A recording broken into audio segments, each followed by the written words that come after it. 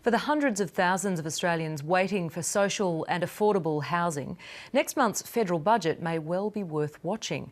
Treasurer Scott Morrison says government-backed bonds to encourage private investors are part of the solution. But can the model that's helped revolutionise community housing in the UK work here? Social Affairs correspondent Norman Hermont reports. I'm excited. This new tenant should be excited. She beat the odds. After 5 moves in 4 years in Sydney, Jan Romati Damon is inspecting her own brand new apartment. Because she earns less than $48,500 a year, she's eligible for a rent-subsidized, affordable housing unit. Well, I've been looking a long time, so it's great. I'm very excited. Across Australia, there's a huge shortage of affordable housing for the working poor and social housing for those living on the lowest incomes.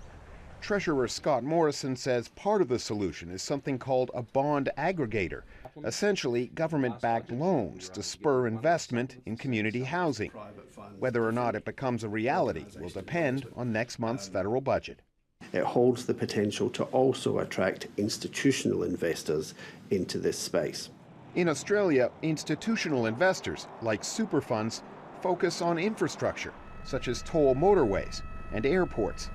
But in the UK, large-scale private investment in social housing has been happening for decades, thanks to generous government rent assistance and financial grants. When would this be public housing owned by the state? Right? But federal community housing bonds won't be enough.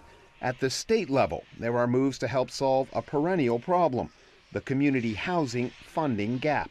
When people in community housing sectors say that, what do they mean?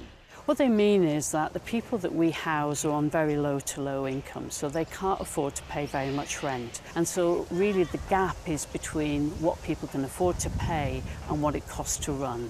In New South Wales and Victoria, state governments have set up billion-dollar funds to help get community housing projects like this one off the ground. Do you want to come and join me and have a coffee on the veranda?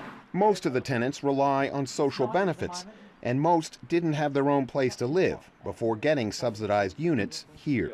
If you look at the amount of people around now, probably from 50, even 45 on, that are in a broken situation, that need housing, the government's definitely got to supply it, or someone's got to supply it. These are the lucky ones, and they know it. Norman Hermont, ABC News.